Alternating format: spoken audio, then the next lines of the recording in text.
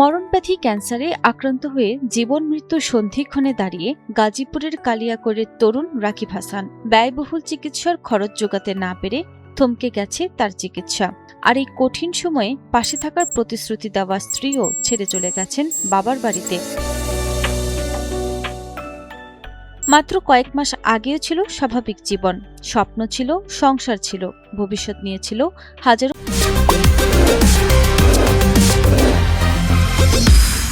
পরিকল্পনা। কিন্তু হঠাৎই সেই জীবন থমকে যায়। টেস্টের রিপোর্টে জানা যায় রাকিব হাসান আক্রান্ত হয়েছেন মরণব্যাধি ক্যান্সারে।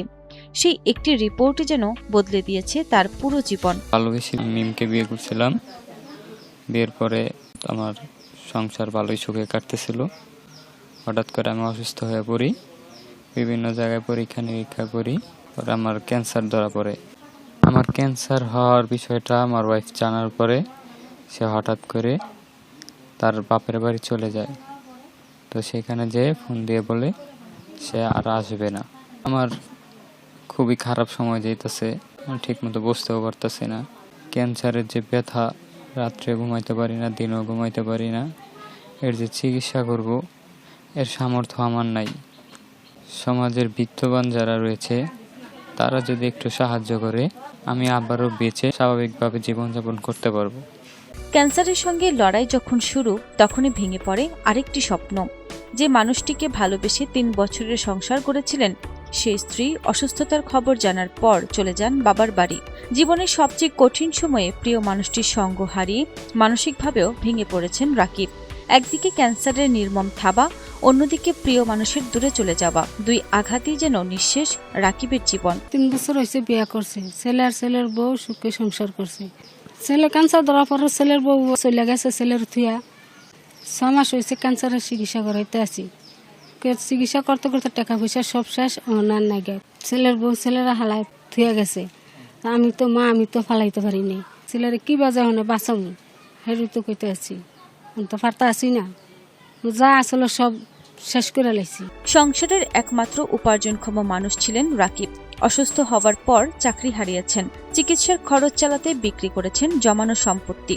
প্রাথমিক চিকিৎসা আর পরীক্ষার খরচেই শেষ হয়ে গেছে সব সঞ্চয়। অর্থের অভাবে এখন বন্ধ পরবর্তী কেমোথেরাপি সহ প্রয়োজনীয় সব চিকিৎসা।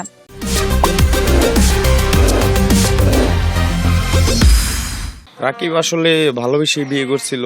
রাকিবের এই অসুস্থতা অনেকদিন যাবৎ ভুগতেছে। তো লাস্ট পর্যায়ে যখন ক্যান্সার ধরা পড়ছে, তখন হলো রাকিবের বউ বিষয়টা জানতে পাইরা ওর বউ কাউকে কিছু না বইলাই বাসা থেকে বের হয়ে যায়। হঠাৎ করে একদিন ফোন দিয়ে বলে ওর সংসার করবে না। তো আর ভরসা বলতে কোনো কিছুই নাই, সম্বল বলতে ওর বাবা মাই আছে, যতটুকু পারতেছে চিকিৎসা করতেছে। এখন যদি সাধারণ মানুষ ওর প্রতি দয়াশীল হয়ে এগিয়ে আসে, তাহলে হয়তো বা রাকিব বাঁচতে পারবে, আগের মতো সুস্থ স্বাভাবিক হইতে পারবে। চিকিৎসকেরা বলছেন সময় মতো চিকিৎসা চালিয়ে যেতে পারলে সুস্থ হয়ে স্বাভাবিক জীবনে ফেরার সুযোগ এখনো রয়েছে। কিন্তু সেই সম্ভাবনার সবচেয়ে বড় বাধা এখন অর্থ।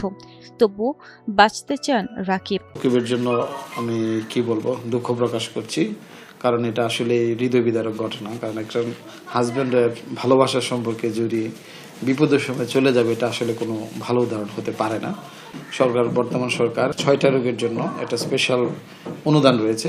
ক্যান্সার, কিডনি যারা ডায়ালিসিস করে, দ্বিতীয় হচ্ছে লিভার সিরোসিস, স্ট্রোক করে যারা প্যারালাইজড হয়ে যায়, জন্মগত হৃদরোগ যেটা 18 বছর নিচে বাচ্চাদের হয়ে থাকে, আর এটা হচ্ছে থ্যালাসেমিয়া। এই 6টা রোগের জন্য ওনারা এটা যাচাই বাছাই করে সব ঠিক থাকলে ওনারা 1 লক্ষ টাকা পর্যন্ত অনুদান পাওয়ার সুযোগ রয়েছে। সমাজের বিত্তবান মানুষ, মানবিক সংগঠন কিংবা হৃদয়বান যে কেউ পাশে দাঁড়ালে বদলে যেতে পারে এই তরুণের ভাগ্য। হয়তো সামান্য একটি সহায়তায় ফিরিয়ে দিতে পারে রাকিব হাসানের চিকিৎসার পথ, নতুন করে বাঁচার স্বপ্ন।